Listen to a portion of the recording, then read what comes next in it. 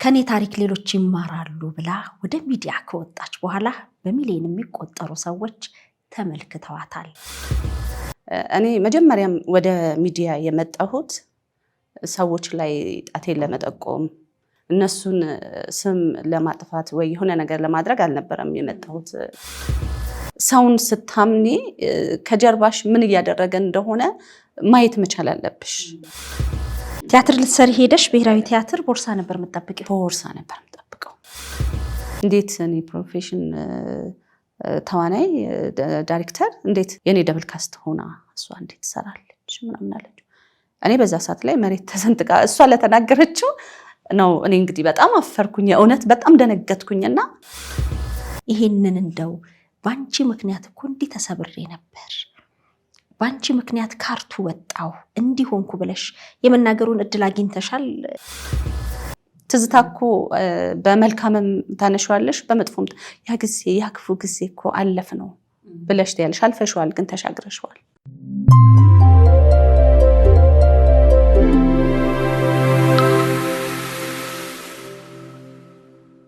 ከኔ ታሪክ ሌሎች ይማራሉ ብላ ወደ ሚዲያ ከወጣች በኋላ በሚሊዮን የሚቆጠሩ ሰዎች ተመልክተዋታል። የእሷ ታሪክ የእኛም ቤት ያለ ታሪክ ነው። እሷ እንደ መስታወት ህይወቷን ስታሳየን የእኛንም ስህተት አየን፣ ተማርን፣ ይህም ገጠመን ያሏት ብዙ ናቸው። እነዚህን ሁሉ ሰብስባ ደግሞ የቁም እስረኞች የሚል መጽሐፍ አሳትማለች። ከህይወቷ ካሳለፈችበት ከኖረችበት ለታናናሾቿ ብቻ ሳይሆን ለታላላቆቿም ለሌሎችም ሊያስተምር ይችላል ስትል አሁን በቅርቡ የምታስመርቀውን መጽሐፍ ይዛ ስቱዲዮአችን ተገኝታለች። የዛሬ እንግዳችን ጽጌ ዳውድ ነች። ጽጌን በተለያየ መንገድ የምታውቋታላችሁ። ዛሬ ደግሞ ከኛ ጋር በምታደርገው ቆይታ የምትማሩበት ይህም አለለካ የምትሉበትና የይቅርታን ታላቅነት የምትረዱበትን መሰናዶ ነው ይዘንላችሁ የመጣ ነው። በያላችሁበት ከኛ ጋር አብራችሁ እንድትቆዩ በአክብሮት እንጋብዛለን። ለሸገር ኢንፎ አዲስ የሆናችሁ ሰብስክራይብ በማድረግ ቤተሰብ እንድትሆኑም እየጠየቅን ይህንን ቪዲዮ ከወደዳችሁት ላይክ፣ ሼር ማድረጋችሁን እንዳትዘነጉ። አብራችሁን ሆኖ ጽጌ እንዴት ነሽ? መሲ እንኳን ደህና መጣሽ። እንኳን ደህና ቆየሽ። ትትናሽ አክብሮትሽ የሚገርም ነው። አመሰግናለሁ ማሪ። ለሁሉም ያለሽ ነገር እድገትሽንም ያሳያል። አመሰግናለሁ ማሪ። በጣም አመሰግናለሁ። በጣም ነው የምወድሽ። እኔም በጣም ነው የማከብርሽ። በጣም የእውነት ትልቅ ስራ ነው እየሰራሽ ያለሽው። ለሁሉም ለሀገርም ለወገንም ለሁሉም የሚጠቅም ስራ ነው እየሰራሽ ያለሽው እና ያንቺ እንግዳ ሁኚ ስለተገኘው ከልብ አመሰግናለሁ። እኔም በጣም አመሰግናለሁ እንግዳዬ ስለሆንሽ። እንግዲህ ከዚህ ቀደም በዶንኪ ቲዩብ እንግዲህ በሚሊዮን የሚቆጠር እይታን ያገኘ ነበር። ያንቺ ታሪክ በ3 ክፍል የቀረበ ነበር። እንግዲህ በአንድም በሌላም መልኩ ከብዙ ተመልካቾች ከብዙ ሰዎች ጋር እውቂያውን አግኝተሻል፣ ሀሳብ ተለዋውጠሻል። በተለይ ደግሞ ያንን ሁሉ በይቅርታ አልፌዋለሁ እያልሽ ነበረ። እውነት ነው። እስቲ እንደው እንዴት ናችሁ በያቸው ያለፈውን የይቅርታን ታላቅነት፣ አንቺ ያገኘሽውን እረፍት፣ ያለፈውን ነገር በይቅርታ ስትሻገሪው የተሰማሽስ ምንድን ነው? ከዚህ እንጀምር ብዬ ነው። እሺ ማሪ አመሰግናለሁኝ። እውነት ነው ዶንኪ ቲዩብ ላይ በቀረብኩበት ጊዜ እጅግ በጣም ብዙ ቤተሰቦችን አትርፌያለሁኝ። የኔን ታሪክም አዳምጠው በጣም ብዙ ሰዎች ያበረታቱኝ ሰዎች አሉ። ይቅርታ ማድረግ ትልቅነት ነው የእውነት። ከኔ በጣም ብዙ የተማሩ ሰዎችም አሉ። እኔም ደግሞ ከሌሎች ተምሬ ነው ወደ ሚዲያ የወጣሁትና በዚህ አጋጣሚ ከጎኔ ለነበራችሁ በሙሉ በጣም ከፍ ያለ ምስጋናዬን አቀርባለሁኝ። አመሰግናችኋለሁኝ የእውነት ማለት ነውና እኔ መጀመሪያም ወደ ሚዲያ የመጣሁት ሰዎች ላይ ጣቴን ለመጠቆም ወይንም ደግሞ እነዛ ሰዎችን እንደዚህ አድርገውኛል እንዲበድለውኛል ብዬ በዙሪያ የነበሩ ሰዎችን በአጠቃላይ እነሱን ስም ለማጥፋት ወይ የሆነ ነገር ለማድረግ አልነበረም የመጣሁት እና በጣም ብዙ ወጣቶች በዛን ወቅት ማለት ነው እኔ ሚዲያ ላይ በቀረብኩበት ጊዜ ብንሄድ ይሻላል እያሉ ራሳቸውን የሚያጠፉበት ወቅት ነበርና እኔ በእነሱ እድሜ የእውነት ምን ነበርኩኝ? እነሱ ያሳለፉትን ህይወት እኔ ማሳለፊያለሁኝ። በልጅነት ልጅ መውለድን በብዙ በማህበረሰቡ መገለልን፣ መጎዳትን፣ መከዳትን በጣም ብዙ ነገሮችን በመጽሐፍም እንደገና ደግሞ አውጥቼም በሚዲያ ያልተናገርኳቸው የግል የምላቸው በጣም ብዙ ነገሮችንም አሳልፌያለሁ። አሁን ወጣቱ እንዴት ደከመው? ለምን ደከመው? ማለፍ ይችላሉ እግዚአብሔርን ተስፋ ካደረጉ። ያንን ሁሉ ነገር ችግርን አልፈውታል እኮ እና ሲደክማቸው የት ጋር መሄድ እንዳለባቸው ማንጋ የመጨረሻው ድካም ሲደርስ ተስፋ ከመቁረጥ የቱ ጋር ቢወድቁ ያተርፋሉ ብዬ ነው ወደ ሚዲያ የወጣሁት ማለት ነው። እና ታሪኬን አውጥቼ ያጋራሁት። ግብረ መልሶቹ እንዴት ነበሩ? የሚገርምሽ ነገር ማለት ነው እኔ እንግዲህ ያው ብዙ ነገር አጥቻለሁ፣ ተጎድቻለሁ እና እለፉት ብዬ ነው የወጣሁት። እና የ14 ዓመት ልጅ ደውላልኛለች ለኔ። የ14 ዓመት ልጅ የኔን ታሪክ ሰምታ ከኔ ምን ተምራ ነው? እስካሁን ቤተሰብ ነን ከልጅቷ ጋር ማለት ነው። የክፍለ ሀገር ልጅ ነች። አሁን 8ኛ ክፍል ደርሻለሁ። የዛሬ 2 ዓመት ነው 6ኛ ክፍል ነበረች። እና አሁን አትጠብቂም የ14 ዓመት ልጅ ለኔ ትደውልልኛለች ካንቺ ህይወት ተምሬያለሁኝ ብላ ማለት ነው። እና እንደገና ደግሞ የ90 ዓመት ሰዎችም ደውለውልኛል። በጣም ብዙ ወንዶች የገረመኝ ማለት ነው። እና በጣም ብዙ ወንዶች በቃ በጣም ብዙ ወንዶች ናቸው ሲደውሉልኝ የነበረውና እንደውም አንድ ጊዜ ዱባይ ላይ ነው ተሰብስበን በጣም ብዙ ወንዶች ነን ተሰብስበን ነው ያለነው ባሎች ነን እና ለሚስቶቻችን ምን አይነት ሚስት መሆን እንዳለብን አስተምረሽናል። ለካኛ ሳናውቀው በዚህ ልክ ሚስቶቻችንን ጎርተናቸዋል እንዴ እና እንድናይ መነጽር ሆነሽናልና በጣም ነው የምናመሰግነው። ከዚህም በኋላ ለሚስቶቻችን መልካም ሚስቶች እንሆናለን። ሳናውቀው በዚህ ልክ ለካ መልካም ባሎች እንደዛ ብለው የሚደውሉልኝ በጣም ብዙ ናቸው። ሌላው ደግሞ ወጣቶች እናቶች በእኔ መንገድ እያለፉ ያሉ ያው መጽሐፌ ላይ ያካተትኩትም አለ። በጣም ልብ የሚሰብር የእውነት እኔ በዚህ ልክ እንደው አፋለኝ እንዴ ተጎድቻለሁ እንዴ ብዬ ማውራት እስከሚከብደኝ ድረስ የተጎዱ እናቶች አሉና ያው መጽሐፌ ውስጥ ያካተትኳቸው ታሪኮች አሉ። ከዛ ግን ልቤ ውስጥ የሚቀረ አንድ ወጣት አለ መጽሐፌ ላይ ያላካተትኩትምና 27 ዓመቱ ነው። የዛን ልክ እንትን ላይ እንደተለቀቀ ሚዲያ ላይ እንደተለቀቀ ነው እንግዲህ ዶንኪ ቲዩብ ላይ ለሊት 6 ሰዓት አካባቢ ነው ደወለልኝ። በጣም ሰክሯል ልጁ እና አነሳሁት። ያው በዛ ሰዓት ላይ ለሊቱን ሙሉ ውጭ የሚያለው ሰው ስለሚደውል እናነሳሁት። ይቅርታ በጣም በተደጋጋሚ ይቅርታ ይለኛል። ችግር የለውም በቃ እንደዚህ ሆኜ አንቺ ጋር በመደወሌ በጣም ይቅርታ አድርግልኝ። ሞራል ወኔ ስላጣሁ ነው፣ ድፍረት ስላጣሁ ነው። ሳምንት ሆኖኛል ስልክሽን ሳነሳ ደውልና መልሼ ይዘጋዋለሁኝ እና ድፍረቱን ስላላገኘሁ ነው። ጠጥቼ ወይም ሰክሬ ስለደወልኩልኝ ስላናገርኩሽ በጣም ይቅርታ አድርግልኝና እኔ ራሴን ለማጥፋት በጣም ብዙ ጊዜ ሞክሬያለሁኝ፣ አልተሳካልኝም ግን እና አሁን ደግሞ በቃ ለማጥፋት ዝግጅት ላይ ነበርኩኝ። አባቴ እናቴን በጣም ነው የሚበድላት፣ እጅግ በጣም ነው የሚነቃት። እንደ ሚስትም እንደ ሴትም እንደ እናትም አያያትም። ያንን ማየት ለደረሰ ወንድ ለወጣት ልጅ እንዴት እንደሚከብድ አስቢው። እና ቀን ላይ ነው ስራ አለኝ። ስራው ብዬ ስመጣ እናቴ በቲቪ ተላልፎ ያንን ቁጭ ብላ ያየች ነበረ። ቁጭ ብላ ታለቅሳለች። እኔ ስደርስ አብሬያት እስከ መጨረሻው አየሁት። እናቴ ባንቺ ልክ ብርቱ አይደለችም፣ አልበረታችም። ተሰባብራ ከሰው በታች ሆና ተበለሻሽታ ቁጭ ብላ እያለቀሰች የነበረች እናት ነች። አሁን ግን ያንቺን ካየች በኋላ ተስፋዋ እጅግ በጣም ከፍ ያለ ሆነ።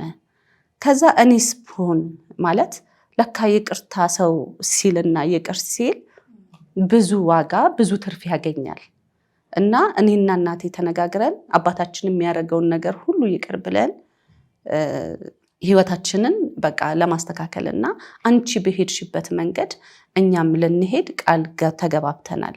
ግን ይቅርታ አድርጊልኝ አሁንም ጠጥቼ ነው ሱስ ኖረብኝ አይደለም ወኔ ስላጣው ሞራል ስላጣው ነው ፈሪ ሆኛለሁ አባቴ ሁሌ እኔንም እናቴንም በጣም ስለሚጎዳን በቃ በሰዎች ዘንድ ፈሪ ሆኛለሁኝ እና በዚህ ምክንያት ነው ብሎ ያለኝ ወጣት አለ። በጣም ብዙ ሰዎች ናቸው እንግዲህ እንደዚህ አይነት ታሪካቸውን ሲያካፍሉኝ የነበረው ማለት ነው። ብዙ የሚያሳዝኑ ታሪኮች አሉ። ይሄ ላንቺ የሰጠሽ ትርጉም ትልቅ ነው በጣም እጅግ በጣም ማለት ነው። ምክንያቱም እኔ በዚህ ልክ ሰው ይማራል ያው አውቃለሁኝ ይማራል ብዬ ነው የወጣሁት ከኔ ታሪክ። በእርግጥ ግን እውነት በዚህ ልክ ነው ወይ? አንዳንድ ጊዜ ማለት የተማሩ ብለሽ የምታያቸው ሰዎች ዶክተሮች ይደውሉልሻል። እኔ ዶክተር ነኝ፣ እኔ መሐንዲስ ነኝ፣ እኔ እንደዚህ አይነት ስራ ውስጥ ነው የምሰራው፣ አሪፍ ቦታ ላይ ነው ያለሁት፣ ግን ያንቺ አይነት ህይወት ነው እያሳለፍኩ ያለሁት እና በቃ ከብዶኝ ነበረ ለካ ይቻላል የሚሉ በጣም ብዙ ሰዎች አሉና አንቺ አይመስልሽም አንቺ ብቻሽን የተጎዳሽ አንቺ ብቻሽን በዛ ህይወት እያሳለፍሽ ያለሽ ሰው ነው የሚመስልሽ። እና ሰዎች ከኔ ታሪክ በጣም ብዙ ተምረዋል። እኔም ብዙ አትርፌያለሁ። እኔም ከነሱ ደግሞ ብዙ ነገርን ወስጃለሁ የበለጠ እንድጠነክር የእውነት ምንም አልሆንኩም ብዬ እስከምል ድረስ ከነሱም ደግሞ በይበልጥ ተምሬያለሁ። እንግዲህ የቁም እስረኞች የሚለው መጽሐፍ ከዛ በኋላ የተጠናቀቀ ነው። እዛም ላይ እየጻፍሽ እንደሆነ ገልጸሻል። አንዳንድ ታሪካቸውን ያጋሩሽ መጽሐፍሽ ውስጥ ሁሉ ብታካትችው ብለው ፈቃዳቸውን የሚሰጡሽ አሉ። እዚህም መጽሐፍ ላይ የገለጽሻቸውም አሉና መጽሐፍ ስትጽፊ ያካተትሽው በተለይ ደግሞ በአርቱ ህይወት ውስጥ ያሳለፍሽውን ህይወትም ገልጸሽ ነበረ። ያው ዶንኪ ቲዩብ ላይ ብዙ እዛ ላይ እንትን አላደረኩትም። እንግዲህ የ40 ምናምን ዓመት ታሪክ በአንድ ጊዜ ወርቶም ተነግሮም አያልቅምና እውነት ነው። ለአርት ብዙ ዋጋ ከፍያለሁ። የእውነት ብዙ ማለት ነው። አንብበሽዋል እንግዲህ ያለው ነገርና ገና ልጅ ሆኜ ነው የጀመርኩት ቲያትርን ማለት ነው። ከልጅነት የሚያው ፍቅሩ አለኝ። አርቲስት ፍቃዱ ከበደ፣ አርቲስት ቢኒያም ወርቁ፣ ሰለሞን ቦጋለ በጣም ትልልቅ አንጋፋ የሆኑ አርቲስቶች ናቸውና እንግዲህ መጀመሪያ ያኔ ስትቀላቀያቸው ስቀላቀላቸው ወጣቶች ናቸው እነሱም እና እነሱ የቄራ ልጆች ናቸው ሁሉም። እኔ የ22 ልጅ ነኝ። በእህቴ አማካኝነት ነው እንግዲህ ያገኘኋቸው እነሱን። ፍቃዱና እህቴ ጓደኛዬ አብረው አንድ ላይ ይማሩ ነበረ። እዛ ቄራ እንትን እያደረጉና የአልማዝ ቀለበት የሚባል 90ዎቹ መጀመሪያ አካባቢ የአልማዝ ቀለበት የሚባል ቲያትር ይሰሩ ነበር ብሔራዊ ቲያትር ላይ። እነሱ ተደራጅተው እዛ ላይ ነበሩ። ከዛ ፍላጎት ያላት እህት አለችኝ አለችው ለፍቄ ማለት ነው። ፍቄ ወሰደኝ። ቢኒያም ወርቁ እና ዳይሬክት የሚያደርገን ሰለሞን ቦጋለ ነበረ። በጣም በቃ በደንብ ነው የሰሩኝ የነበረው ማለት ነው። ከዛ ወዲያው እዛ እነሱ ጋር 1 ዓመት ቆየው እና ቲያትር ቤት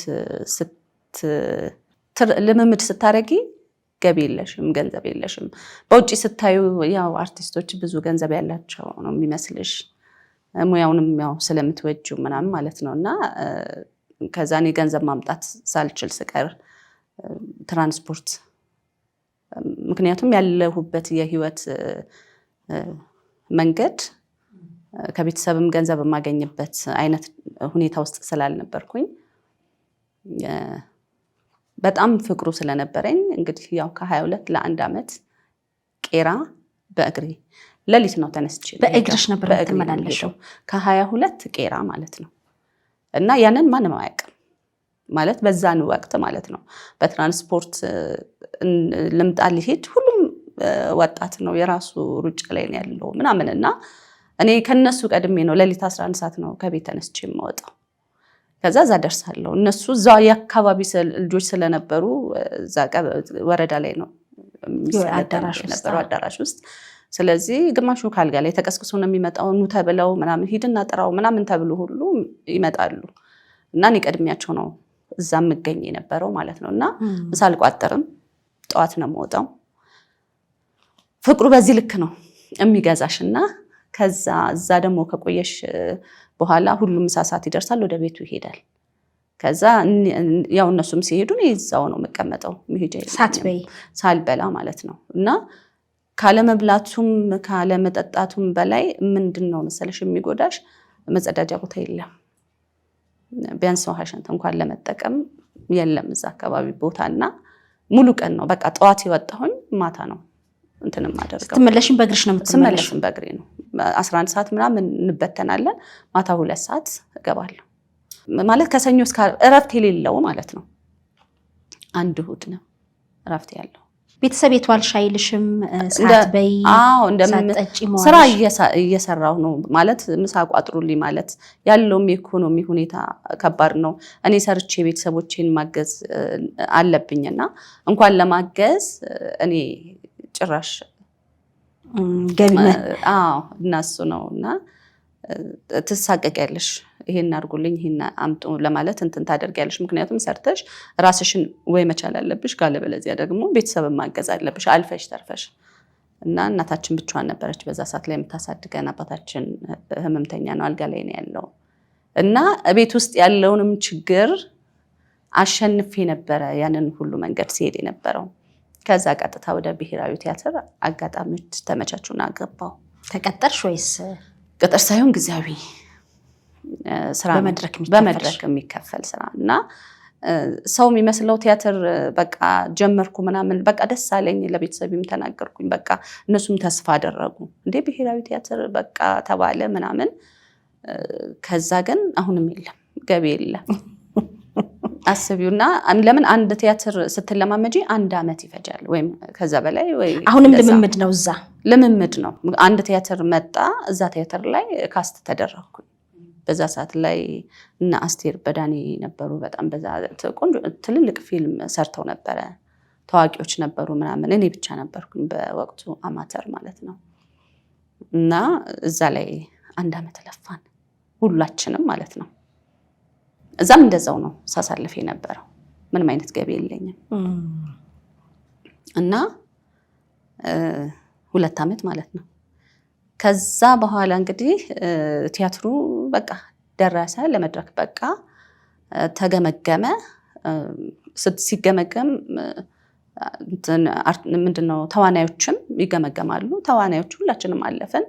ከዛ ቲያትሩ ግን ሀገር ፍቅር የሚታይ ቲያትር ነበረ። ደራሲው አንድ ነው፣ የሁለቱም ደራሲ እና እንትናቸው ተመሳሳይ ነው። የቲያትሩ ይዘት ታሪኩ ተመሳሳይነት ስላለው እዛ እየታየ ነው። ይሄ አልፈም ተባለ ማለት ነው። አስቢ፣ ከተገመገመ በኋላ 1 ዓመት ከተለማመድን በኋላ ማለት ነው። እና ምን እንደሚሰማሽ አስቢው። እና እሱ ብቻ አይደለም ማለት ይሄን ሁሉ ዋጋ እየከፈልሽ ባዶ ሆድሽን ሄደሽ በዛ ላይ እዚህ ላይ ገልጫለሁኝ። እንግዲህ ህመም ነበረው፣ ራሴን እስከ መሳት ደረጃ ደርሻለሁ። እንዳልኩሽ መጸዳጃ ስለሌለው የሽንት ቧንቧ ኢንፌክሽን፣ የቄራው ምናምን እነዛ ነገሮች አሉ። እንደውም አሁን ብሔራዊ ቲያትር ስገባ ትንሽ ከፍ ስላልኩኝ ወንድሞቼም የማውቃቸው ሰዎች የተወሰነ ትራንስፖርት አንዳንዴ ግማሽ መንገድ በባስም በምንም እያደረግኩ ይሄድ ነበረ።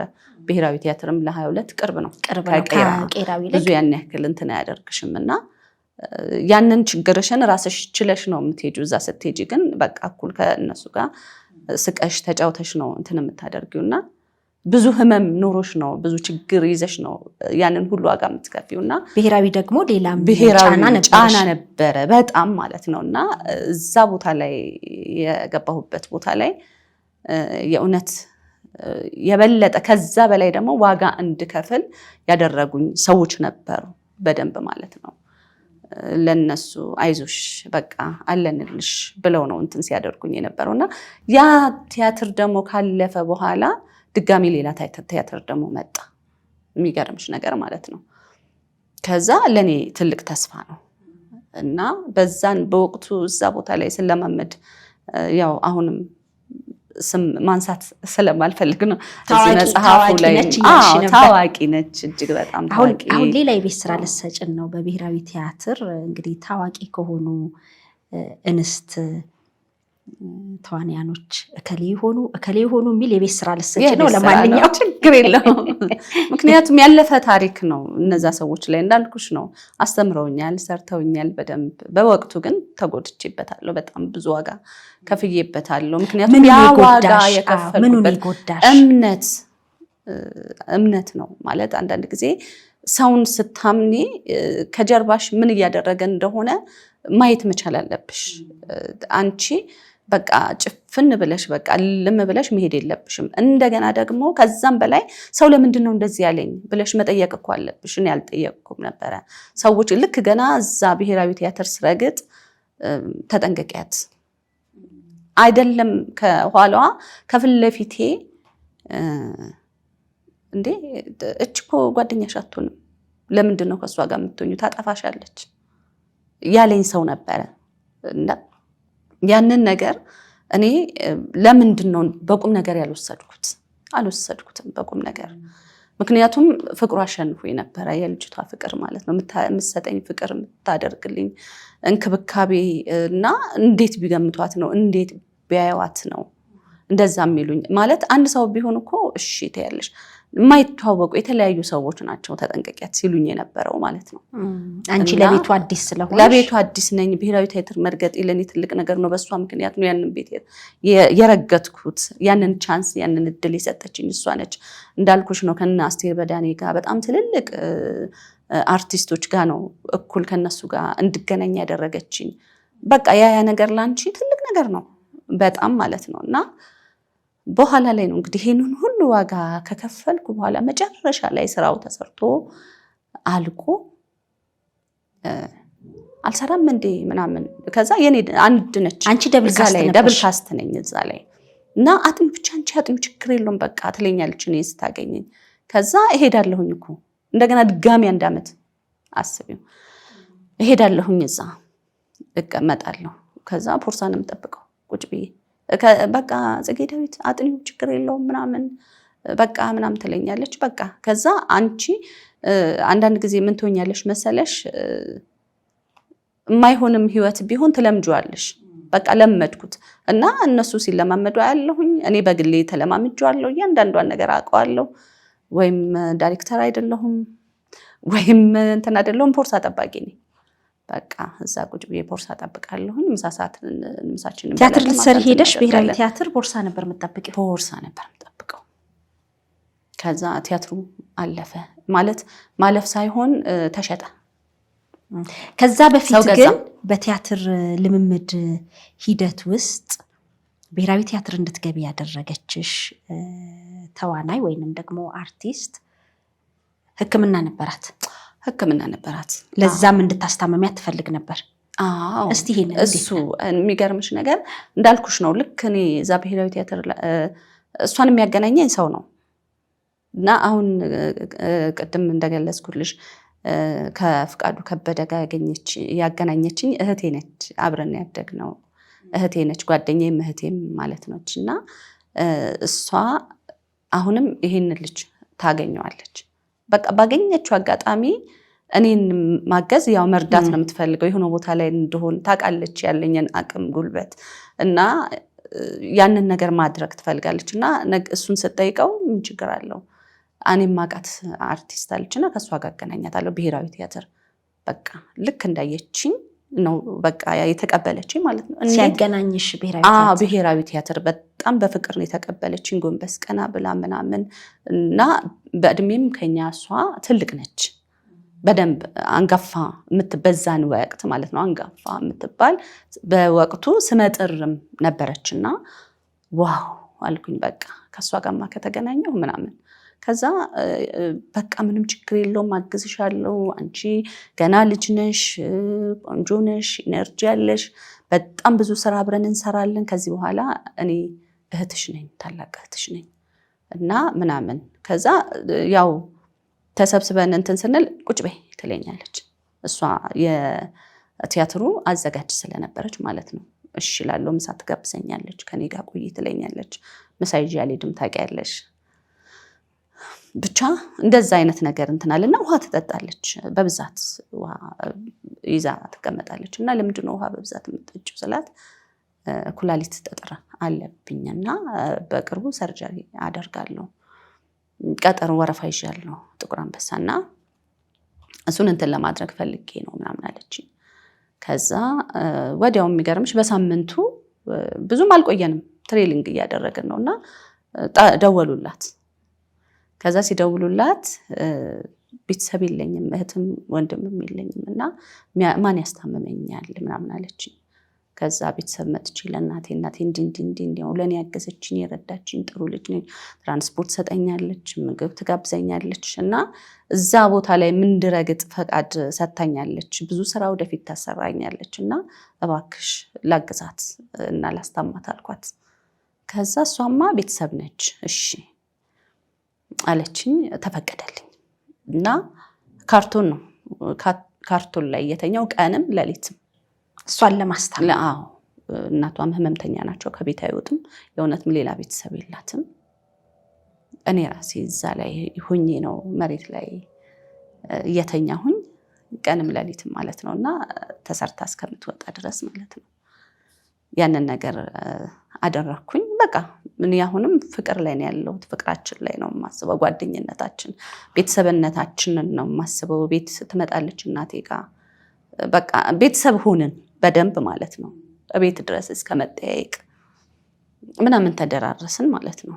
እኔም እሷ ቤት ሄዳለሁ፣ እናቷን ጠይቃለሁ፣ እሷም መታ እናቴን፣ ቤተሰብ አባቴን በሙሉ በቃ እንደዚህ ፋሚሊ ሆነን እና ይሄም ሆኖ ግን ሰዎች ከሷ ጋር ያለኝን ግንኙነት አይፈልጉትም እና አልሰማም አልሽ አይደል አንቺ ምናምን ይሉኛል። ዞር ስትል እሷ አብረን ሆነን ወይ ሳባ አድርገው እንዳልኩሽ፣ አንዳንዱ ደግሞ ፊት ለፊቷ ከዚች ጋር ምናምን ይሉኛል ሁላ ማለት ነው። አልታየኝም። ከዛ ያ ቲያትር እንዳልኩሽ ተሰራ ምናምን አለቀ፣ ተሸጠ። ከዛ ላይ ተሸጠ። ተሸጠ። እሷ ከህመሟ በኋላ ተመልሳ ሰራን። ከዛ በኋላ እሱን እየተለማመድን በመካከል እዛ ያ መጽሐፉ ላይ እንትን እንዳደረኩት እንግዲህ የልብሳት የሚል የቴዎድሮስ ለገሰ ቲያትር ነበረ። ቴዎድሮስ ለገሰ በዙ። ቴዎድሮስ ለገሰ አሁን አሜሪካን ሀገር ነው ያለው። የእሱ ቲያትር ነበረ። በጣም የሚገርም ቲያትር ነበር እና በጣም ነው የምወደው ቲያትሩንም። አጋጣሚ ከሱ ጋር ተዋውቀን ነበርና እዛውን ብሔራዊ ቲያትር እዛ እሱ ጋር የሚሰራው ልጅ የሱ ድርሰት ነበረ። ብሔራዊ ቲያትር እየተለማመድ ነው የነበረው ማለት ነው። ወደ ክፍለ ሀገር ቲያትሩን ይዘው ሊሄዱ ዝግጅት ጀመሩ ማለት ነው። የዛ ሰዓት ላይ ሴት ተዋናዮች በሙሉ አንሄድም አሉ። አልሄድም ሲሉ እኔና ተዋውቆኝ ስለነበረ እዛ ላይ እንድሳተፍ እድሉን ሰጠኝ። ከዛ እድሉን ሰጠኝ። ሌሎችም ልጆች ነበሩ እዚህ መጽሐፉ ላይ እንደጠቀስኩት። አሁንም ስም መጥቀስ ሌላ አርቲስት ነች፣ እጅግ በጣም የምንወዳት የምናከብራት፣ በጣም ክርስቲያን በመንፈሳዊ ህይወቷ በጣም ጎበዝ፣ በዛ ሰዓትም ራሱ ማለት ነው ዛሬ ያላት ማንነት ሳይሆን ልጅ ሆነን በጣም ልጅ ሆነንም ይሄ የመንፈሳዊ ህይወቷ ጥንካሬ እሱ ነበረ ማለት ለዛሬ ማንነቷን እንድትደርስ ያደረጋትና እኛ ግን እሱን አናይም ነበረ። ቁንጅናዋን ነበር የምንመለከተው፣ አዘናነጧን በቃ ሁሌ ማለት አንድ አይነት የሆነ ሰው የለም እስካሁን ድረስ። እነዛ ነች ልጅቷና ከሷ ጋር ነበረ አብረን አንድ አልጋ ላይ ነው ፊትና ኋላ ማለት እግርና ራስጌና ግርጌ ሆነን ከኔ ጋር አብረን ተኝተን ክፍለ ሀገር ሰሜንን ሙሉ ዞረን ቲያትሩን የሰራ ነው ማለት ነው። እንዳልኩሽ ነው ደቡብ ላይ ድጋሜ ከባድ ችግር ገጠመኝ እዛ ቦታ ላይ እና እንቅፋቶች አሉ ብዙ ነገሮችን አልፌ በትዳር ህይወቴ በቤተሰብ በመንገድሽ በህይወትሽ ሁሉ በቃ እየወደቅሽ እየተነሳሽ እየተሰራሽ ትመጪና በኋላ ላይ ይደክምሻል። ከዛ ሲደክምሽ በቃ ይሄ ነው አሁን ወጣቱ ላይ እየተፈጠረ ያለው። ሲደክማቸው ምንድነው መፍትሄ የሚያደርጉት? ራስን ማጥፋት ላይ ነው ሰው እየሄደ ያለው። መሄድ ይሻላል የሚለው ላይ እና ደክሞኝ ያውቃል በጣም ተጎድቼ አውቃለሁ። ብዙ ነገር አጥቼ አውቃለሁ። ግን ይሄን ሁሉ ነገር መጥቼ በኋላ ላይ ግን በቃ ማን ጋረፍኩ? እግዚአብሔር ጋረፍኩኝ። ደከመኝ አልቻልኩም ስለው እግዚአብሔር ይመስገን የሚያሳርፍ ህይወት ሰጠኝ እና እሱን በሉ ብዬ ነው የወጣሁት አሁን ሚዲያ ላይ ማለት ነው። እና መጽሐፉ ላይ እሱ ነው ዞሮ ማንኛውም ሰው ቢሆን ከወጣት ጀምሮ በኔ እድሜም ከኔ እድሜ በላይ ያሉትም ሰዎች ይደክማቸዋል። በመንገዳቸው ሲሄዱ ብዙ ነገሮች አሉ እና እሱ ነው እንግዲህ የቲያትር ህይወት የተለፋበት የቲያትር ህይወት እንግዲህ ብሔራዊ መድረክ ላይ የመጫወቱን እድል አላገኘሽም? ቲያትሩ አላገኘውም። ብሔራዊ ቲያትር ላይ መድረክ ላይ አይደለም። የሚገርምሽ ቲያትሩ ሲሸጥ በግል ሌላ ቲያትሮች ቤቶች ነው እንትን ሲታይ የነበረው ቲያትሩ ማለት ነው እንጂ ብሔራዊ ቲያትር አልነበረም። ስለተሸጠ ትሬሊንግ ነው ብሔራዊ ቲያትር ያደረግነው እና እዛ ቦታ ላይ ቲያትሩን እንግዲህ ያ ሁሉ እንዳልኩሽ ዋጋ ከፍለን ካለፍን በኋላ ቲያትሩ ያ ፎርም ትሞያለሽ። ፎርም ሲሞላ የኔ ስም የለም እዛ ፎርሙ ላይ። ከተለማመዱት መካከል 4 ወንድና 1 ሴት ነን እንግዲህ እና የእሷ ደብል ካስት እኔ ነኝ 6ኛ። ቢያንስ አብሬያቸው ኖር ያለው አብሬያቸው ብዙ ዋጋ ከፍያለሁ ያውቃሉ ወንዶቹ። እና ከዛ ዋናው ደራሲው እንዴ ፎርሙን እንደዚህ አብረን ነው 3ታችንም ቆመናልና ፎርሙን አየው እንዴ ጽጌታለች ምናምን አላት ማለት ነው። እዚህ ጋር ምን ትሰራለች አለችው። ያቺ ያስታመምሻት ማለት ያስታመምኳት ማለት ነው። እዚህ ጋር ምን ትሰራለች አለችው። እንዴ ደነገጠ። እኔም ደነገጥኩኝ። ማለት እንዴ ከኛ እኮ ለፍታ የለ እንዴ እሷ ከኛ ጋር እኮ ከኛ በላይ እንደውም እሷ ጋር ከፍላለች። እና ስትለኝም ደግሞ እሱ ነበር አዘጋጅና እሷ ዳይሬክተር ነች እሱ ደራሲ ነው። እና እሷ የኔ ደብል ካስት ትሆናለች ስትል እሱም ነበረ። እና እንዴት እንደዚህ ይሆናል? ለምንድን ነው እዚህ ላይ የሌለችው ምናምን ሲላት አይ በቃ ሲጀመር እሷ እኮ አማተር ነች። እንዴት እኔ ፕሮፌሽን ተዋናይ ዳይሬክተር እንዴት እኔ ለሷ የኔ ደብል ካስት ሆና እሷ እንዴት ትሰራለች ምናምን አለች። እኔ በዛ ሰዓት ላይ መሬት ተሰንጥቃ እሷ ለተናገረችው ነው እኔ እንግዲህ በጣም አፈርኩኝ። የእውነት በጣም ደነገጥኩኝና ምንድነው የሆነው? ከዛ እሺ ተይው ሌላው ይቀር ቢያንስ ለፍታለች ያለምንም ክፍያ ያለምንም እንትን ብዙ ወጪ አውጥታለች። ቢያንስ ወይ ሜካፕ አርቲስት ወይ ልብስ አልባሻችን በቃ የሆነ ነገር ብቻ ብለን እናስገባት እዛ ላይ። በፍጹም አለች። እድለቢስ ነች እሷ እንዲህ ነው ያለችው። እድል የላትም እድለቢስ ነች። እድል ስለሌላት እኔ ምንም ማድረግ አልችልም በቃ እዚህ ውስጥ ፎርም ውስጥ አትገባም ማለት እንዴ።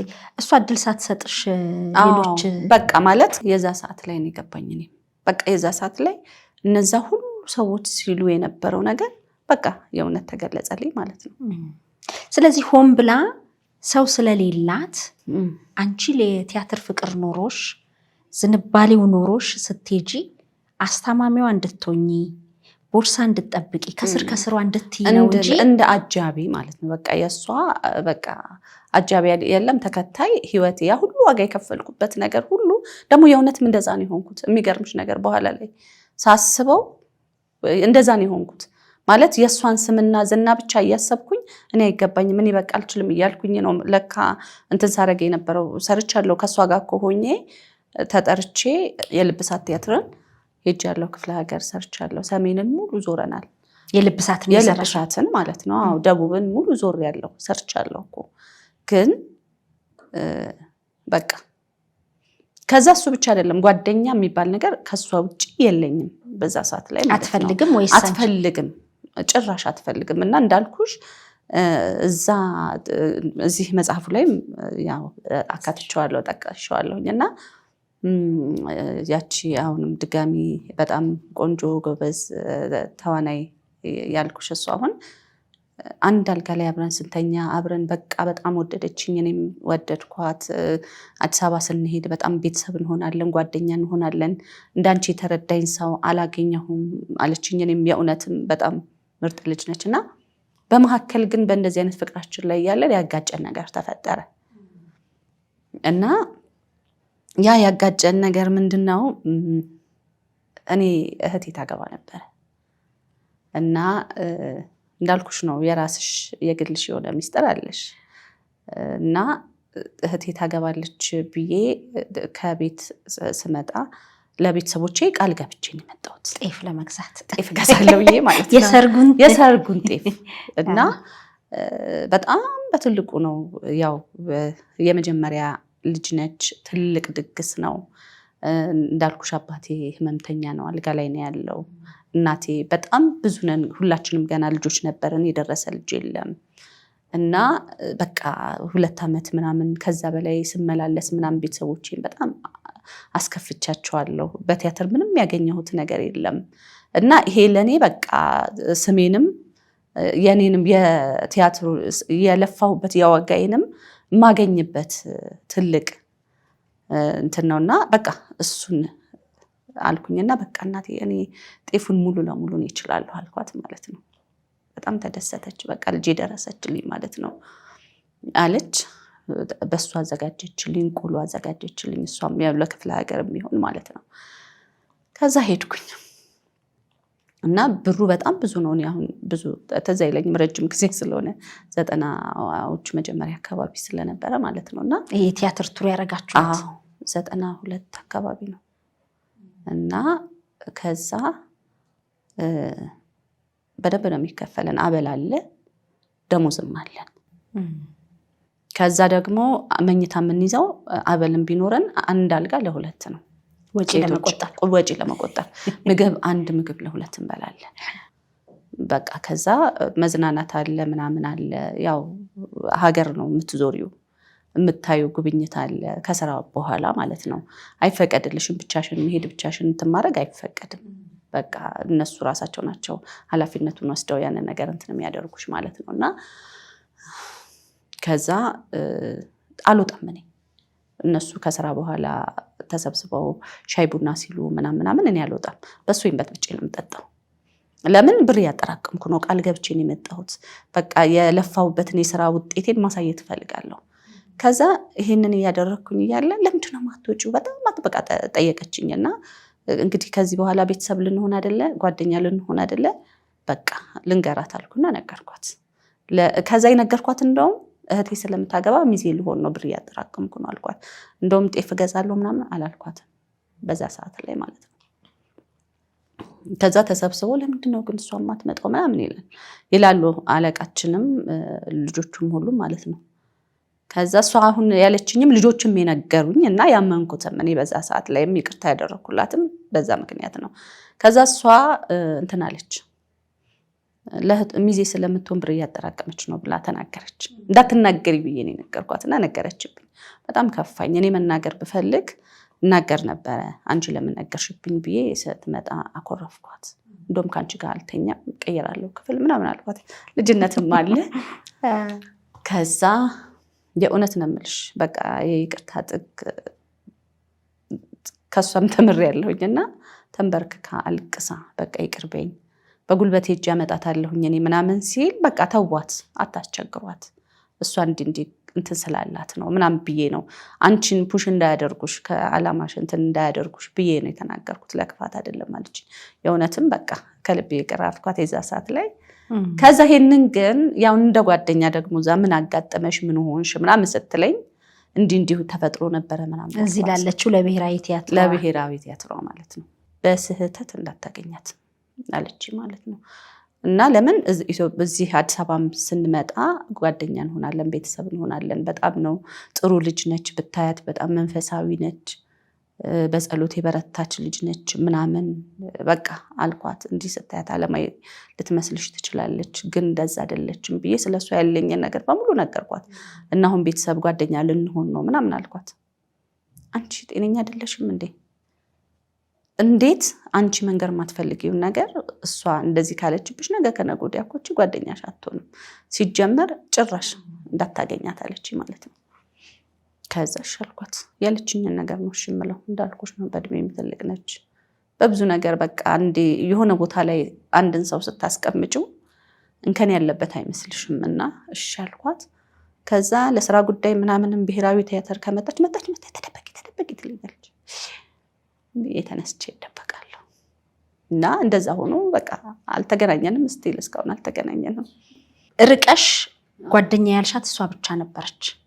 በመጨረሻ ላይ ግን እድሉንም መስል ሰጥሽ አልቻለችም። እና የዛ ሰዓት ላይ ገባኝ በቃ እኔ ያደረኩት ምንድነው ሙሉ ለሙሉ ልክ ይሄንን ሳውቅ ሙሉ ለሙሉ ከቲያትር ቤትም ከቲያትርም ህይወት ወጣው። ለምን?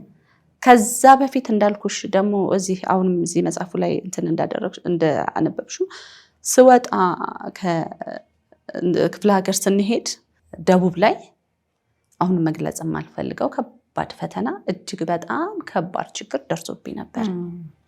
የሴትነት ክብርሽን የሚነካ ክብርሽን ማንነትሽን የሚነካ በጣም በቃ ማለት እዚህ ላይ መግለጽ የማልፈልገው ነገር ተፈጥሮብኝ ነበረ። እሱም ቁስል አለ። ከዛ ደግሞ አልፎ ተርፎ ደግሞ እሷ ይሄንን ስታደርገኝ በቃ መቋቋም አልቻልኩም።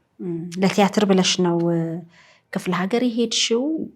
በዛ ሁኔታ ውስጥ የገጠመሽ አለ? ደግሞ እዚህ ስትመጪ ይሄ ነገር ደግሞ ገጠመኝ።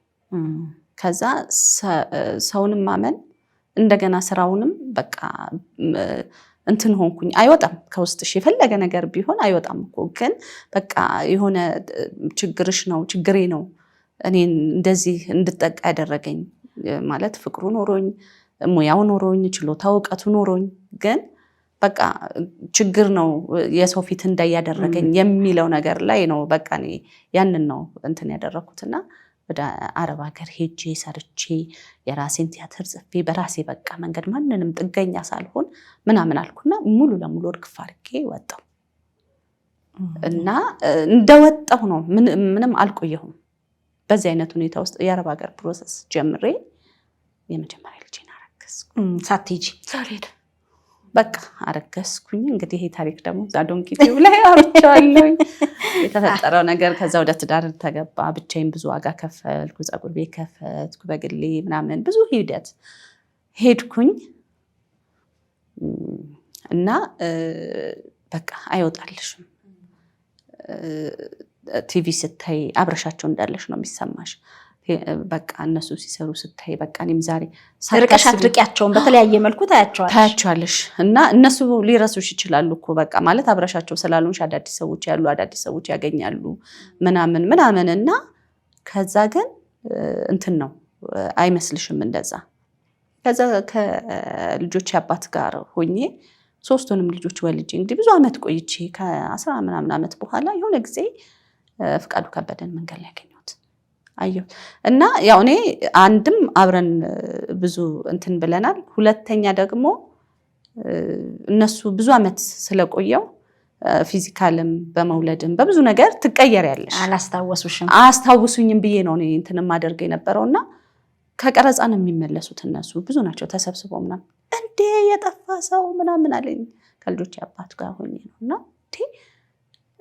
አረሳ እንዴት ነበር ረሳሽ ምናምን ተዋናይ ተዋውቋት በጣም በቃ ተዋውቋት አርቲስት እኮ ነች ተዋውቋት ምናምን አለ ማለት ነው። ነኝ እንዴ ከአመታት በኋላ አስቢው ከምናምን አመት በኋላ ማለት ነው ከ10 ምናምን አመት በኋላ አያቀኝም ብለሽ ያልሽው ሰው አውቆሽ እንደገና ደግሞ ነች ብሎ ደግሞ እኔ በቃ ወጥቻለሁ ከዚህ በኋላ ይሄንን ነገር ማገኝም እስከማይመስለኝ ድረስ ባለውበት ህይወት ላይ አርቲስት ነች ተዋናይ ነች ተዋውቋት ብሎ እዛ ያሉትን በሙሉ ሲያስተዋውቅሽ ምን እንደሚሰማ ምን አለ የልጆችሽ አባት ምንም እና እንደውም የኔ ስልክ ዘጋና በስልኬን ያዥልኝ ደውይልኝ ብሎ በሱ ስልክ ነው ሁሉ ሴቭ ያደረገው ማለት ነው። እሱንም ተዋውቁት ምናምን እና ያው ዞሮ ያው ተመዘገበ ስልኩ እንጂ እንትን አላደረኩም። መልሰሽ አላገኘሻቸው? አልደወልኩም፣ ሀሳቡም አልነበረኝም። እና ሁሌ ቴሌቪዥን ሳይ አለቅስ ነበረ። ያ የከፈልሽው ዋጋ ህልምሽ አለ። ሲከፋኝም እጽፍ ነበረ ብዙ ነገር በቃ በጽሁፍ በብዙ ነገር ነው እንትንም አደርገው የነበረው። ቁጭ ስል ጊዜ ሳገኝ እንደዚህ ምናምን አንዳንድ ስራዎችን ሰራለሁ እና መጨረሻ ላይ ያው እንግዲህ አልሆነም። ያ ሁሉ ታሪክ አለፈ። እግዚአብሔር ይመስገን። እንግዲህ በጥበብ በአርቱ ሙያ ውስጥ ለመግባት ታዳጊዎች ወጣቶች የሚከፍሉት ዋጋ ብዙ ነው። ተሳክቶላቸው ያሰቡት ደረጃ የደረሱት ምን ያህሎቹ ናቸው የሚለውን ለማየት እንግዲህ ያሉትንም ሙያተኞች ጥቂት ስለሆኑ በጥረታቸው ስኬት ላይ የደረሱ ከእውቅና ማማ ላይ የደረሱ አሁንም በተለያዩ ስራዎች የሚያስደምሙን ብዙ ባለሙያዎች አሉ። ግን ደግሞ እምቅ ችሎታቸውን ይዘው እድልና አጋጣሚውን ሳያገኙ ብዙ ተፍጨርጭረው ሳይሳካላቸው ቀርቶ ይህንን ፍላጎታቸውን አዳፍነው በሌላ የህይወት መንገድ እየተጓዙ ያሉ ብዙ ናቸው። እንግዲህ አንቺም ከዛ ወጥተሽ ወደ ሌላ የህይወት መንገድ ነው የሄድሽው። ምናልባት እንግዲህ አብራችሁ ከሰራችኋቸው ወይም ልምምድ ላይ ከነበራችኋቸው መካከል ፍቃዱ ከበደን ብቻ ነው ያገኘሽው። እነኛን ሴቶች አግኝተሻቸው ታውቂያለሽ? አንዳንዴ እነሱ ማጥፋታቸውን ወይም ደግሞ መበደላቸውን ላያውቁ ይችላሉ። ይሄንን እንደው በአንቺ ምክንያት እኮ እንዲህ ተሰብሬ ነበር፣ በአንቺ ምክንያት ካርቱ ወጣው እንዲሆንኩ ብለሽ የመናገሩን እድል አግኝተሻል? ከዚች አንጋፋ ካልሻት አሁን እኔ በተፈጥሮዬ ማለት ነው እንግዲህ አሁን ስህተት ይሁን ምን ይሁን ብዙም አላውቅምና ብዙ ሰዎች አውቀውትም ይሁን ሳያውቁትም የሰውን ህይወት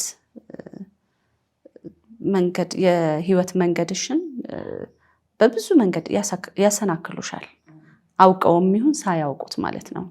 እና እኔ ደግሞ አንድ ሰው ሲበድለኝ ወይም በጣም እንዳልኩሽ ነው በቃ አሁን 1 ዓመት ብዙ እኮ አያለሁኝ እኮ ታያለሽ፣ ለምን ብለሽ ትጠይቂያለሽ ምናምን፣ ግን የማስቀድመው ፍቅርን ነው ሁልጊዜ ማለት ነው። በቃ ማለት በጣም የመቻል የማለፍ ተፈጥሮ አለኝ። ይሄ ተፈጥሮዬ ነው እንግዲህ። ከዛ ግን አይቼ በዛ ሰው ላይ ቂም አልይዝም።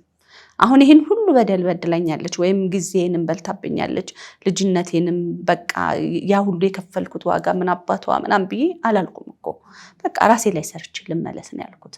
ይሄ ነገር ሽሽት ነው አላውቅም፣ ግን ለሰው ክፉ ነገርም አላስብም።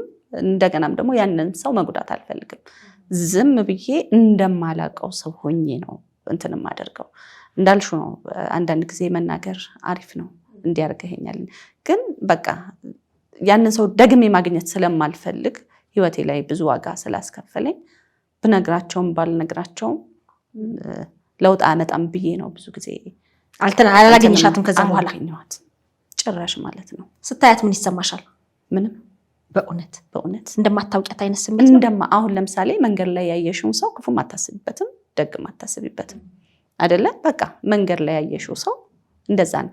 አሁን በህይወቴ ውስጥ እንዳልኩሽ ነው በቃ በጣም ጎርተውኛል ብዬ አሁን እንደዚህ ሚዲያ ላይ ወጥቼ የማወራቸው ሰዎች በአጠቃላይ ማለት ነው እግዚአብሔር ምስክሬ ነው የሚሰማኝ ነው ማለት በቃ ክፉነታቸውንም አላስብም። እንደውም ነው የምልሽ እኮ በቃ እንደውም አሁን እንዳልኩሽ ነው መንገድ ላይ ያየሽውን ሰው የሆነ ችግር ደርሶበት ብታይ አታልፊውም አይደለ? በእንደዚህ አይነት መልኩ ባገኛቸው ራሱ ትናንትና እንደዚህ ያርገውኛልና ዛሬ እንደዚህ ፊቴን አላዞርባቸው። ግን ደግሞ አሁን የቁም እስረኞች የተሰኘው መጽሐፍሽ ላይ በነገራችን ላይ የጽጌ ዳዊት የቁም እስረኞች የተሰኘው መጽሐፍ እንግዲህ ካገኛችሁት እንድታነቡት የሚገኝበትንም ቦታ እንጠቅስላችኋለን። የሰው ልጅ በህይወት እስካለ ድረስ አበቃ የሚባል ነገር የለም በሚል ብዙ ነገሮችን ጠቅሰሽበታል። ይህንንም ታሪክ በመጽሐፍሽ ላይ ያካተትሽው ሌላው እንዲማርበት የህይወት መንገድ ላይ የሚያሰናክሉ ሰዎች እንዳሉ ካንቺ የገጠመሽን ሌሎች እንዲረዱ ነው። ተውኩት ካልሽ ታዲያ ለምን አነሳሽው? እንግዲህ በቃል ያለ ይረሳል፣ በጽሁፍ ያለ ይወረሳል ነው። ታዲያ በጽሁፍሽ ላይ ለምን አካተትሽው የሚሉ ሰዎች ቢኖሩ ምላሽሽ ምንድን ነው? ኦኬ፣ ከዚህ ከመጽሐፉ ላይ ላንብብ ይቻላል? እሺ። በሶሻል ሚዲያ እና በወጣትነት ጊዜ በመጽሐፊ ውስጥ ያጋራኋችሁ የኋላ ታሪኬ ነው። ስወድቅ ስነሳ፣ በሰዎች ላይ ጣቴን ስጠቁም፣ ለመውደቄ ለሽንፈቴ ሰዎችን ተጠያቂ እያደረግኩኝ የኖርኩበት የትናንትና እኔነቴ ነው። አንዳንዴ ትናንትና ዛሬ ቢሆን ብዬ የተመኘሁበት ጊዜ ብዙ ነው። ዛሬ ላይ ቆም ብዬ ሳስበው ራሴን ጠልቼ የኖርኩበት ወቅት ግርም ይለኛል።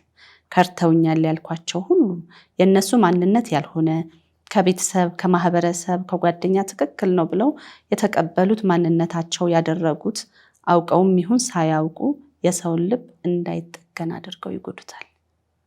ያም ልቡ የተሰበረ ሰው ዘመኑን ሙሉ እንዲህ አድርገውኛል እያለ ስማቸውን እያነሳ ይኖራል። ይመስለናል እንጂ ትናንትና ባሳለፍናቸው ህይወታችን፣ ትዳራችን፣ ዝምድናችን፣ ጓደኝነታችን ሲፈርስ እኛ ብቻ አልነበርንም ተጎጆች። እነሱም ልጆቻችንም በዙሪያው ያሉ ሰዎች ሁሉ ናቸው የሚጎዱት። ሰው የመሆናችንን የምናይበትን መነጽር በአግባቡ አጽድተን ካልተጠቀምንበት ማረፊያ እንዳጣች ወፍ የትም በረን እናልፋለን። የትናንትና ማንነትሽ ከሆነ ትናንትና ጥለሽው ከመጣሽ እንዴት ዛሬ ላይ አነሳሽው ትሉኝ ይሆናል። አንድ ቢላዋ ወይንም ጠርሙስ በከባድ ይቆርጣችኋል፣ ህመሙን መቋቋም እስኪያቅታችሁ ድረስ። ቁስሉ አልድም ብሎ አንዳንዴ በመርፌ አንዴ በማድረቂያ እየቀባችሁ ይድናል፣ ህመሙም ይጠፋል። ጠባሳው ግን መቼም ቢሆን አይጠፋም። ያንን ጠባሳ ባያችሁት ቁጥር ታስታውሱታላችሁ። ሰዎችም ሲጠይቋችሁ ትዝ ይላችኋል። ህመም ግን ኖሮት አይደለም። ለዚህ ነው በዚህ ምድር ላይ ስንኖር ክፋትን አታድርጉ የሚባለው። የሰራነው ክፋት እኛ ባንናገረውም ጠባሳችን ግን አፍ አውጥቶ ያሳብቅብናል። እኔ በቃለ መጠይቁና በመጽሐፌ ውስጥ የጠቀስኳቸው ሰዎች ከልጅነት እስከ እውቀት በእኔ ህይወት ላይ ትልቅ አሻራቸውን አስቀምጠዋል። በእርግጥም በጊዜው ጎድተውኛል፣ በድለውኛል፣ በመንገዴ ሁሉ ከፊት እየቀደሙ አሰናክለውኛል ያልኳቸው በሙሉ በትናንት እኔነቴ፣ አስተሳሰቤ፣ እይታዬ ነበረ። ዛሬ ባለው እኔነቴ ግን እነዚህ ሰዎች ጠቢብ እንዳነጸው ህንፃ በደንብ ተጠርቤ እንድሰራ ትልቅ አስተዋጽኦ ካደረጉልኝ ሰዎች መካከል ስለሆኑ አመሰግናቸዋለሁ። ዛሬ በመንገዴ ምንም ቢያልፍ ለበጎ ነው እንድል አድርገውኛል። አለቀ አበቃ የሚባል ነገር የለም የሰው ልጅ በህይወት እስካለ ድረስ። እነሱም ቢሆኑ ያደረጉትን ሁሉ ምን ያክል ሰዎችን ሊጎዳ እንደሚችል ያዩበታል፣ ይማሩበታል ብዬ አምናለሁ። ስለዚህ ለጥያቄው መልስ ይሄ ነው። እውነት ነው ማለት አንዳንድ ጊዜ በጣም ብዙ ሰዎች እንደዚህ ይጎዱሻል እና ታነሽዋለሽ እኮ ትዝታ ነው። ትዝታ እኮ በመልካምም ታነሽዋለሽ፣ በመጥፎም ያ ጊዜ ያ ክፉ ጊዜ እኮ አለፍ ነው ብለሽ ትያለሽ። አልፈሽዋል ግን ተሻግረሽዋል። እና አሪፍም ትዝታ ዋው ይሄ እንደዛ ደስ የሚል ጊዜ ያሳልፈናል ብለሽ እንደዚህ ከሆነ ነበረ ብለሽ ታወሪያለሽ። ታሪክ እንደማውራት ነው። እኔ አሁን ለእኔ እንደዛ ነው የሚሰማኝ እንጂ ቂም የለኝም። ጠባሳው ስላለ ህመም ባይኖረውም አየለው ቁስል ባይኖረውም ጠባሳው ግን ስላለ ይሄንን አለፍ ያለሁ የሚለውን ያለፈውን ለማንሳት ያው እና ሰዎች ደግሞ ይማራሉ ነው እንዳልኩሽ ነው። አሁን እኔ ከዛ ይሄን ሁሉ ዘመን አሳልፌ በትዳር ህይወቴ አሳልፌ ሁሉ ነገር እንትን ብዬ ራሴ ላይ መስራት ስጀምር ነው እንግዲህ እኔ ማን ነኝ ብዬ ጠየቅኩ። ከልጅነት ጀምሮ ምንድን ነበር ስሰራ የነበረው? ቆም ብለሽ ለራስሽ ጊዜ ትሰጫለሽ እና ለራሴ ጊዜ በሰጠሁበት ሰዓት ነው እኔ ማን ነኝ ብዬ ጠየቅኩት ማለት ነው። እና በፊት ያው ኑሮሽ ላይ ነው የምትሯሯጪው፣ ብዙ ነገር ላይ ታደርጊያለሽ እና ስጠይቅ እኔ ለካ የትናንትናዋ ያቺኛዋ ጽጌ ነኝ። አሁን ዛሬ የአርት ፍቅሯ የነበረኝ ከ22 ቄራ በእግሬ ለአንድ ዓመት የኳተንኩት ብዙ ዋጋ የከፈልኩት ጽጌ ነኝ እና እድሎች ተመቻችተው በቃ ማለት ሰው የደረሰበትም የሆነ የሚታይ ነገር እንኳን ባልሰራም ግን ብዙ ዋጋ ከፍያለሁኝ እና እሷ ነኝ ውስጤም አለ ሁሌ። ከዛ ይሄ ነገር ካለ ለምን እንግዲህ ወደ ራሴ ስራ አልሄድም የሚለው የእውነት እስኪ እችላለሁ እንዴ? የታመቀ ነገር ማለት ከፈጣሪ የተሰጠሽ ጸጋ ከሆነ መክሊቴ ከሆነ እስኪ ብዬ ነው እንግዲህ የመጀመሪያ ስራዬን አምባሳደር ትልልቅ ሞቲቬሽን ስፒከሮች በተሰበሰቡበት እነሱ እዛ ላይ ሲያስተምሩ ትውልድን ሲቀርጹ ሲያስተምሩ እኔ ደግሞ በሙያዬ በፊልም የ27 ደቂቃ ፊልም ሰርቼ እዛ ላይ ያቀረብኩ ማለት ነው። ራስሽ ፕሮዲውስ አድርገሽ? እና ያንን ስራ የእውነት እንግዲህ በጣም በቃ ወደ ራሴ እንትን ስል ብዙም ጊዜ እንትን አላደረገኝም እና ጻፍኩኝ። ወዲያውኑ ያንን ስራ ሰርቼ ለተመልካች በቃ ማለት ነው። ከዛ በኋላ ነው እንግዲህ ልጆች ምን አሰብኩኝ እኔ በዛ የሄድኩበት መንገድ አለ። ከዛ በኋላ ወጥቼ ሌላ ህይወት ውስጥ ገብቻለሁኝና ልክ እንደኔ ዋጋ የከፈሉ ወጣቶች እነሱን ማፈላለግ ጀመርኩኝ። እነሱን ማገዝ፣ እነሱን መርዳት እና ህልማቸውን እንዲኖሩ ማለት የሆኑትን እንዲሆኑ እነዛ ልጆች መሰብሰብ ጀመርኩኝ ማለት ነው። ግማሾቹ ልክ እንደዚህ ማለት 1 ዓመት 2 ዓመት ዋጋ ከፍለው በቃ አልቻልንም ብለው በሌላ ህይወት ውስጥ ተሰማርተው ያሉ ወጣቶችን በሙሉ ካሉበት ሰበሰብኩኝ ማለት ነው። ከዛ እነዛን ወጣቶች አሰለጠንኩኝ። ወረዳ 9 ጎሮ አካባቢ ነበርና የምኖረው። እዛ ወረዳ 9 ሰብስቤ እነዛን ወጣቶች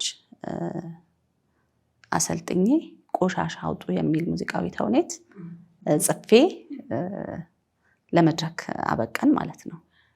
እና ስጽፈው ቆሻሻ አውጡ የሚለው ሙዚቃዊ ተውኔቴን ስጽፍ እኔ በቃ ያው መስራት የምፈልገው ትውልድ ላይ አይደለ፣ ለወጣቱ ለትውልዱ በቃ ለሁሉም ለእናቶችም እንዲበረቱ እንዲጠነክሩ ሙዚቃዊ ተውኔቱም ሞቲቬሽን ነው፣ አነቃቂ ትውልድን የሚቀርጽ የሚያንጽ እና እሱን ስራ ነው የሰራሁት። ወጣቶችን በጣም በሞራል ደስ ብሏቸው ነው ያንን ስራ ሲሰሩ የነበረውና ያንን ስራ ሰርተን እንግዲህ ስፖንሰር እየፈለግን ባለንበት ሰዓት ላይ የኔ ደግሞ ድጋሚ የህይወት እንቅፋቶች መሰናክሎች መጡ ማለት ነው። እነዛ ልጆች ተበታተኑ ሙሉ ለሙሉ። ከዛ በፊት ያው ኮሜዲያን እሸቱ ላይ ዶንኪ ቲዩብ ላይ እንደተናገርኩት ማለት ነው። እና መውደቅ መነሳት አለ። ድጋሚ ተነሳው እግዚአብሔር ይመስገን። እና አሁን የሚገርምሽ ይሄ ቆሻሻ አውጡ ሙዚቃዊ ተውኔት ባህልና ኪነ ጥበብ ቢሮ ስራው ታይቶ ተገምግሞ ለትምህርት ሚኒስቴርና ትምህርት ቢሮ ደብዳቤ የተሰጠኝ፣ እነሱም ደግሞ አይተው ገምግመው ስራዬን አይተው ድጋሚ 11ዱም ክፍለ ከተማ ያሉ ትምህርት ቤቶች የግልም የመንግስትም ፈቃድ ሰጡኝ ማለት ነው፣ እንዳሳይ። ምክንያቱም ስራውን አይተው ትውልድን የሚቀርጽ የሚያንጽ ስለሆነ ማለት ነው። ከዛ ትምህርት ሚኒስቴርም እንደዚሁ ኢትዮጵያ ውስጥ ያሉ ትምህርት ቤቶች ላይ በሙሉ ስራችንን እንድናሳይ ፈቃድ ሰጥተውኛል፣ አሁን ባለውበት ሁኔታ ማለት ነው። ያ ማለት ምንድነው? በቃ አሁን እኔ የማሳየው በነፃ ነው፣ ቲያትሩን የማሳየው በነፃ ነው። አሁን አጋር ድርጅቶችን እፈልጋለሁኝ።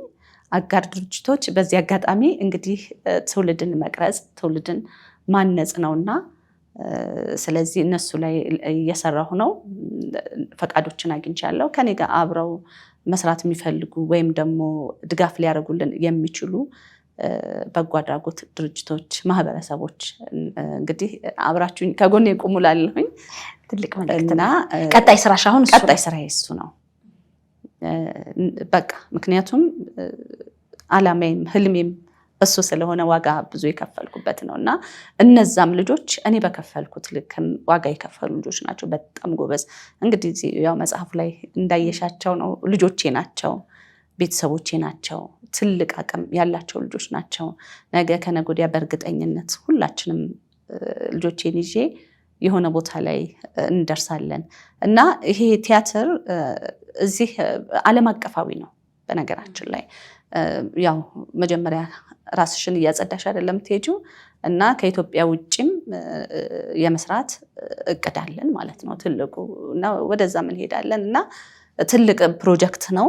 ይሄንን ፕሮጀክት እንግዲህ ከጎኔ እዚህ ላይም ጽፌዋለሁ፣ መጽሐፍ ላይም ከጎኔ የሚቆም ሰው የሚደግፈኝ ሰው ቤተሰብ ፈልጋለሁኝ። ይሄ ነው ያለው ማለት ነው። በጣም ነው ደስ የሚለው። የቁም እስረኞች እንዴት አልሽው መጽሐፍሽን? የቁም እስረኞች የቁም እስረኞች ማለት በፍራቻ ባልችልም ባይነት በተጽዕኖ ራሳቸውን ገድበው የተቀመጡ ሰዎች የቁም እስረኞች ናቸው። እንደገና ደግሞ እነዛ ሰዎች ደግሞ በቤተሰባቸው፣ በትዳር አጋራቸው፣ በማህበረሰብ፣ በፍቅረኞቻቸው በቃ በአጠቃላይ ሰውነታቸውን ሰው መሆናቸውን የተነጠቁ ሰዎች አልችልም በቃ አይሁንም ብለው በራቸውን ዘግተው የተቀመጡ ሰዎች የቁም እስረኞች ናቸው። ከዛ እንደምታዩ እንግዲህ እነዛ ሰዎች ናቸው የቁም እስረኞች የሚባሉት አሉ። እዚህ ጋር እንደምታያቸው ሳጥኑ ክፍት ነው፣ ግን አልወጡም። በቃ ዝም ብለው ቁጭ ብለው መውጣት ይችላሉ ማለት ይቅር ቢሉ ነገሮችን ሁሉ ወደ መልካም ወደ በጎ ከቀየሩ አልችልም አይሆንም ብለው የታሰሩበትን ሰንሰለት ከፈቱ ሳጥኑ ክፍት ነው፣ መውጣት ይችላሉ። እነዚህኞቹ ደግሞ እንደምታያቸው ግማሽ ግማሽ ነው፣ ወጥተው ቁጭ ብለዋል፣ አልተንቀሳቀሱም። መሀል ላይ ያሉ ሰዎች ናቸው። ለመውጣትም ወጥተዋል፣ ግን በቃ ብለው የተቀመጡ ሰዎች ናቸው ማለት ነው። የወጡት ግን ይኸውልሽ ብርሃንን ያሉ ከቁም እስረኛ በላይ ናቸው። ፈተዋል፣ ሰንሰለታቸውን ጥለዋል። እና መጽሐፉ መልእክቱ ይሄ ነው ማለት ነው። መቼ ነው የሚመረቀው? መጽሐፉ የሚመረቀው የካቲት 29 ከቀኑ በ7 ሰዓት በአምዳስ ሲኒማ ከለም ሆቴል ፊት ለፊት ለገሰ ፈለቀ አጠገብ እዛ በደማቅ ሁኔታ ይመረቃል። ስለዚህ ይሄንን መጽሐፍ በጣም ብዙ የህይወት ተሞክሮች ተጽፎበታል። መጽሐፏ ትንሽ ነች፣ ግን ውስጡ ያለው ብዙ ነው፣ በጣም ብዙ ማለት ነው። እና እንዳልኩሽ ነው ዶንኪ ቲዩብ ላይ ስቀርብ ብዙ ሰዎች እንዴት አለፍሽው ብለው ይደውሉልኝ ነበረ እና ይጠይቁኝ ነበረ እና እንዴት እንለፈው የሚሉም ብዙ ሰዎች አሉ። እና እንዴት አለፍኩት እንዴት እንለፈው የሚለውም አለ እዚህ ላይ። እና እንደ እናት እንግዲህ ያለኝን እየሰጠሁ ነው። ትውልዱም ማህበረሰቡም ይማርበታል ያተርፍበታል ብዬ አስባለሁኝና ሁላችሁም ይህንን መጽሐፍ ለማግኘት እሁድ ቀን ነው የሚውለው 7 ሰዓት ላይ ተገኝታችሁ አበረታቱኝ። መጽሐፉንም ለራሳችሁም ለቤተሰብም ለወዳጅ ለዘመዶቻችሁ በስጦታ መልክ አበርክቱላለሁ። በቆይታችን በጣም ብዙ ነገሮችን አንስተናል። እንግዲህ በጣም ነው የማመሰግነው። ደግመን እንገናኛለን። የሸገር ኢንፎ ሚዲያ ተከታታዮችም እንግዲህ ብዙ ነገር ይማሩበታል ብዬ አስባለሁ። በተለይ ደግሞ አሁን ያሉበትን ሁኔታ ቃኝተው በፍራቻ በሰው ማጣት በተለያዩ ችግሮች የቁም እስረኛ የሆኑ ከቁም እስራቸው እንዲፈቱ ምን ላድርግ ብሎ ማሰብ የመጀመሪያው መፍትሄ መንገድ ነውና እንግዲህ ያላችሁበትን ቃኙ። ቤት ይቁጠራቸው እንደሚለው ቤት ይቁጠራችሁ ብሎ ላለመተው በማለት ነው። እንግዲህ በዚህ ላይ ብዙዎቻችሁ ራሳችሁን ትፈትሻላችሁ ብዬ አስባለሁኝ።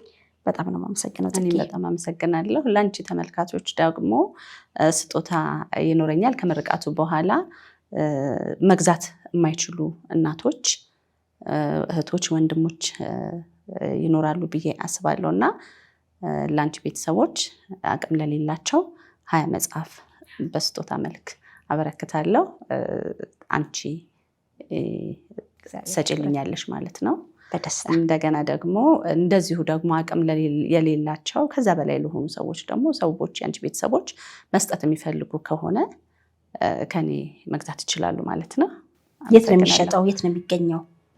አሁን እጄ ላይ ነው ያለው መጽሐፉ። ያው ከምርቃቱ በኋላ አሳውቃለሁ። ስልክ ለበለጠ መረጃ በስልኬ ደውለው ማግኘት ይችላሉ። 0911 93 46 45 መጽሐፉን ለተለያዩ ለበጎ አድራጎት ድርጅቶችን መስጠት የሚፈልጉ ሰዎች ካሉ በዚህ ስልክ ደውለው እኔን ማግኘት ይችላሉ። ይህንን የቁም እስረኞች የተሰኘውን የጽጌ ዳውድን መጽሐፍ እንግዲህ ቀደም ሲል እንደሰማችሁት ለ20 ሰዎች በስጦታ መልክ ለኛ ለሸገር ኢንፎ ሚዲያ ተከታታዮች አበርክታለች። ይህንን መጽሐፍ ታዲያ እንዴት ነው የምንሰጠው ለሚለው ማንበብ እፈልጋለሁ ግን ደግሞ ለመግዛት አልቻልኩም ወይም ደግሞ ቦታውን አላገኘሁም፣ የተለያየ ነገር ሊሆን ይችላል። ማግኘት የምትፈልጉ በስልክ በቀጥታ ከእሷ ጋር ማግኘት ትችላላችሁ። ግን ደግሞ በእኛ በኩል በስጦታ እየተሰጠንን ለእናንተ ለውድ የሸገር ኢንፎ ሚዲያ ተከታታዮች 20 ተመልካቾች ለማድረስ በክብር ለመስጠት አስተያየት መስጫው ላይ መጽሐፉን እፈልጋለሁ የስጦታው ተቋዳሽ ልሁን የምትሉ ጻፉልን። እንዲሁም ደግሞ ወደ ዝግጅት ክፍላችን በ0913242401 ላይ በዋትሳፕ ወይም በቴሌግራም መልእክታችሁን አስቀምጡልን። እኛ የተረከብነውን ስጦታ ለእናንተ እናስረክባለን። ለማንኛውም ቆይታችን ነው እዚህ ላይ የሚያበቃው። በሌሎች እንግዲህ ምርቃቱንም የተመለከቱ ወይንም ደግሞ ሌሎች ወደ እናንተ የምናደርሳቸው ነገሮች ካሉ በቀጣይ ከጽጌ ጋር የሚኖረን ቆይታ ካለ እንግዲህ እናቀርብላችኋለን። እስካሁን አብራችሁን ስለቆያችሁ ከልብ እናመሰግናለን። በጣም አመሰግናለሁ መሲ። እግዚአብሔር ይስጥልኝ፣ እግዚአብሔር ያክብርልኝ። አሜን። አመሰግናለሁ። ትክክለኛና ተአማኒ የሆኑ መረጃዎችን ወደ እናንተ ወደ ውድ የሸገር ኢንፎ ሚዲያ ተከታታዮች የምናቀርብበት ቻናላችን ሸገር ኢንፎ ነው። ታዲያ ሸገር ኢንፎን ሰብስክራይብ አድርገዋል? ቤተሰብ ይሁኑን። ለአብሮነታችሁ ከልብ እናመሰግናለን። ላይክ፣ ሼር በማድረግም ለሌሎች ያጋሩ። ሸገር ኢንፎ ሚዲያ